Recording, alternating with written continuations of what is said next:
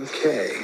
The next item on the agenda tonight is the consideration of a zone amendment and local coastal plan amendment to introduce an ordinance amending Article 46, Section 4604 and 4605 of the Oceanside zoning ordinance and establish the amended text as part of the implementing document of the local coastal program. The proposed zone amendment would revise sections 4604, initiation of appeals and calls for review, and 4605, procedures for appeals and calls to review, to include provisions that the city council may conduct a de novo hearing of all aspects of the planning commission decision being amended. Zoning text amendment ZA 25-1, local coastal program amendment LCP A25-01, and the applicant is the city of Oceanside. Disclosures, did we read the articles? I read. Commissioner Dodds. Read staff report. Okay. I also read the staff report. I read the staff report. Staff report. Commissioner Ogden. Staff report and discussion with several city council members concerning this. Staff report. Thank you. Good evening, Chair and Planning Commissioners. I'm Lydia Grego with the Planning Division. I'm here tonight to discuss a zone amendment and local coastal program amendment regarding appeals and calls for review. The item before you is a request for a zoning text amendment to amend Article 46, Appeals and Calls for Review, Sections 4604 and 4605 of the zoning ordinance, and to establish the amended text as part of the implementing document of the local coastal program. Under current policy, all appeal hearings are limited to the basis of appeal, where issues not raised by the appellant in the written appeal cannot be considered in the appeal hearing. At the City Council meeting on March 12th, Council brought forward an item to change the standard of review and appeals. The intent of this item was to allow City Council to consider an appeal de novo, meaning during the consideration of an appeal of a Planning Commission decision, the City Council would review the entire project and make its own determinations as to the project's consistency with applicable policies, rules, and regulations. With a vote of 3-2, staff was directed to amend Article 46, Appeals and Calls for Review, to allow for a de novo hearing of Planning Commission decisions appealed to City Council. The project proposed consists of an update of the Appeals and Calls for Review ordinance for the purposes of implementing Council's direction to allow the City Council to consider an appeal de novo by amending Article 46, Sections 4604 and 4605 of the city's zoning ordinance. Staff is proposing a number of revisions, which are as follows. Removed language in sections 4604 and 4605 that limits consideration of an appeal to only those items raised by the appellant. And in section 4605, added language that an appeal of a Planning Commission decision shall be a de novo hearing. The proposed zoning text amendment is intended to set and implement comprehensive standards and procedures for appeals and calls for review.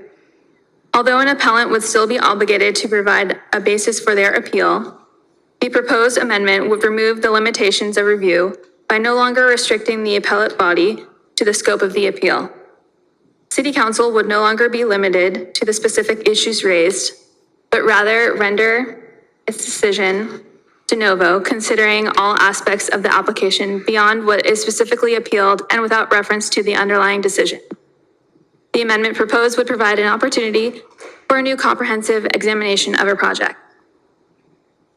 Therefore, staff recommends the Planning Commission confirm issuance of a notice of exemption per SEQA, Article 5, Section 15061B3 under the Common Sense exemption, and adopt Planning Commission Resolution number 2025 P10 recommending City Council approval of Zone Amendment ZA 2502 and Local Coastal Program Amendment LCPA 25-01.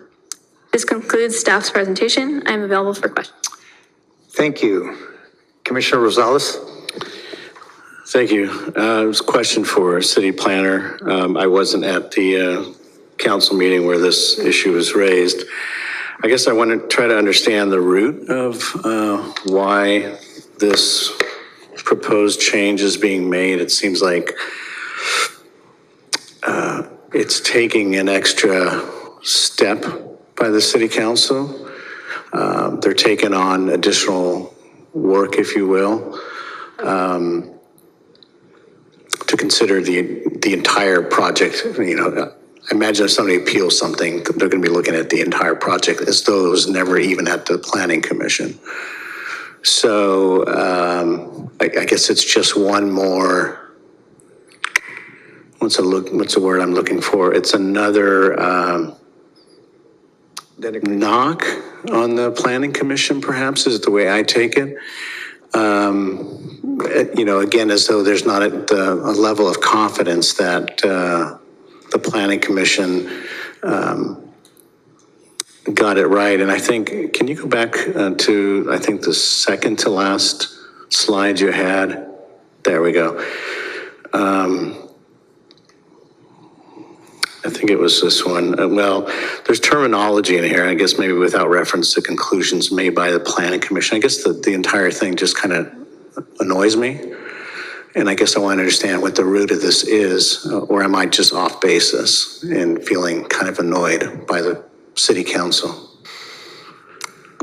Thank you for your question and comments, Commissioner Rosales. I would be remiss to try to guess as to why the council brought forward this item. I can tell you that in the past, there's been maybe some frustration at the city council level that they haven't had the ability to consider items maybe brought up at the appeal hearing itself, or other items that they might consider important that perhaps wasn't addressed in the appeal petition. And so I think they got annoyed with us on continual reminders that they're supposed to stick to what's in the appeal petition. You know, under one of the language that we're striking, some of the language that we're striking is my responsibility as city planner to make sure that the issues brought up in the petition are being discussed at the city council hearing. The city attorney has also struggled with that. So in this case, the city council wants autonomy to review the entire project. They provided staff direction, and we're here tonight to fulfill that direction. Autonomy, yeah, that's an interesting word. Okay, I'll leave it there for the moment.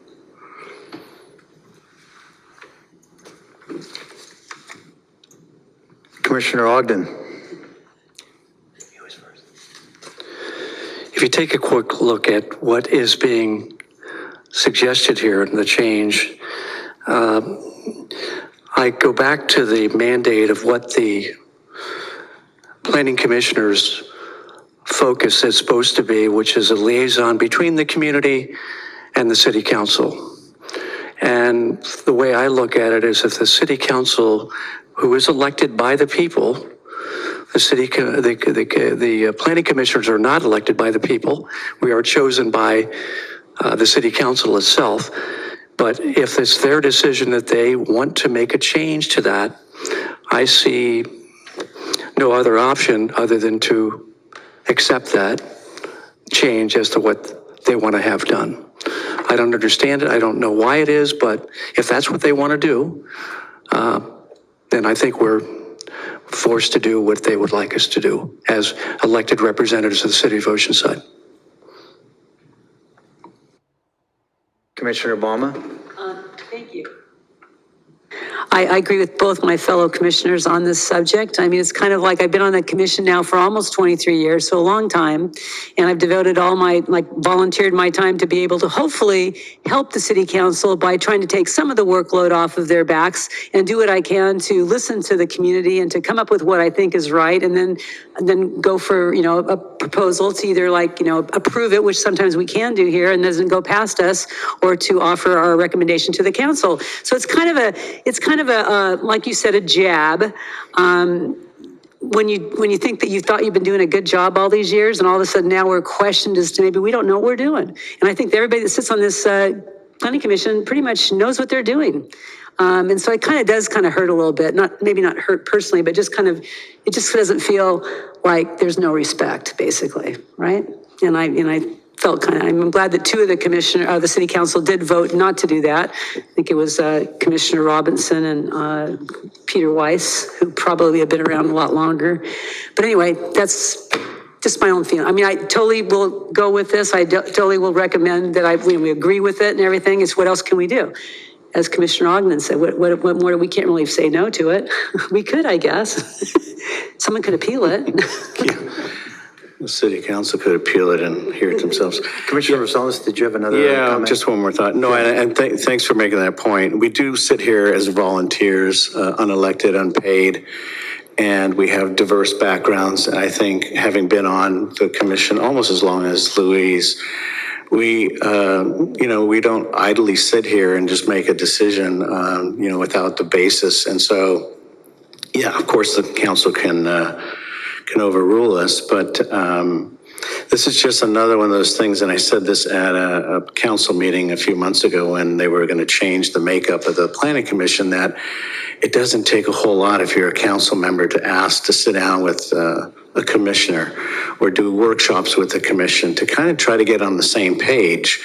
And this is just another one of those examples of just get together with us and, kick around this idea that you had instead of teeing it up and say, hey, we're going to make this change without your input. So just another example of the council maybe not doing their job as complete as they should in terms of the connection here with this very important commission.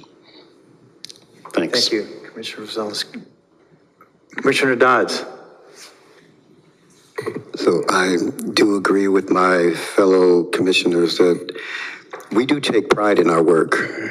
We are volunteers. We may not be elected, but we do take pride in our work. Are we 100% correct? Probably not. But we do the best that we can. But to have the commission or the committee, city council come back and say, well, we want autonomy to be able to just go back and correct what we think you didn't do right, without having an alignment discussion is a little bit offensive. As Commissioner Rosales said, it doesn't take much to set up a meeting where we can align and calibrate as far as how our thinking should be and what they're looking for. And we can make the approach that way versus just saying, we're just going to just step over you. But that's just my opinion. Thank you, Commissioner Dodds.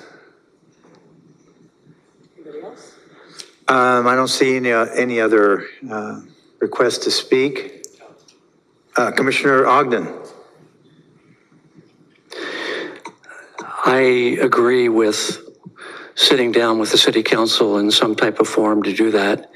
I am up for the two commissioners are going to be reported, are going to be appointed on Wednesday evening. If I'm fortunate enough to get reappointed, I'd be more than happy to be a liaison between the commission and the city council to try to facilitate a meeting to do that. And that's what I discussed with Eric specifically, with Jimmy as well, and with Rick Robinson also. Yeah, and I would just add, thanks for that offer. If you're reappointed, I think liaison or connections to the council should be the entire planning commission, not just a single person. Again, we have a role in this space of making decisions about development and zoning amendments and so forth. It's an important space to be aligned with the city council. And so to not have a regular, frequent connection with the council, formal arrangement with them, it just boggles my mind. As long as I've been on the planning commission, I think I've met with the council one time in 14 plus years. So, yeah, it's silly. I'll stop there. I probably said enough. I don't see any other requests to speak. Do we have any requests to speak from the public? Sensing a theme, Chair Morrissey, no, we do not have any speakers on this item. Okay. All right. If there's no other discussion, then can we vote on the matter?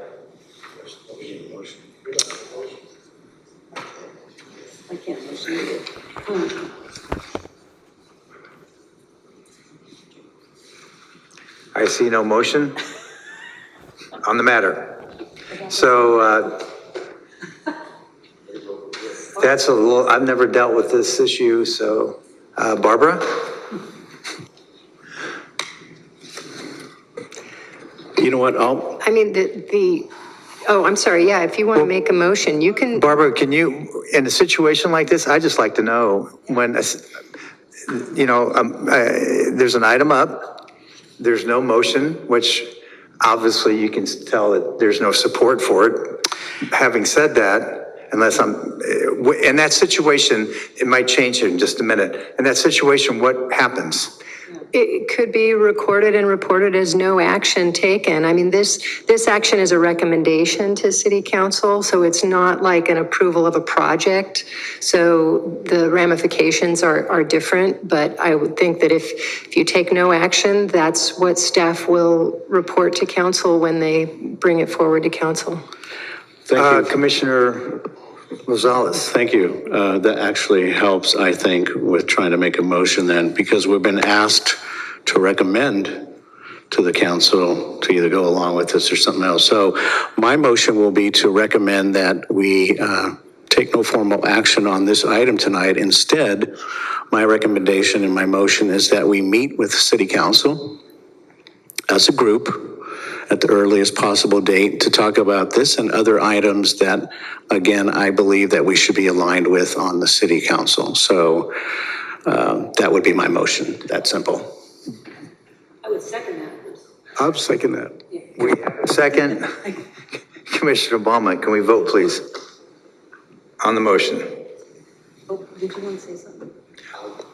You know what, I'm sorry. Before we vote, Commissioner Just to Dodds, be did you? clear, so we are voting on Commissioner Rosales' motion and not this. Which is just to Yeah. recommend to Recommendation, get yeah. together Yes. with city council. Okay. Talk about this.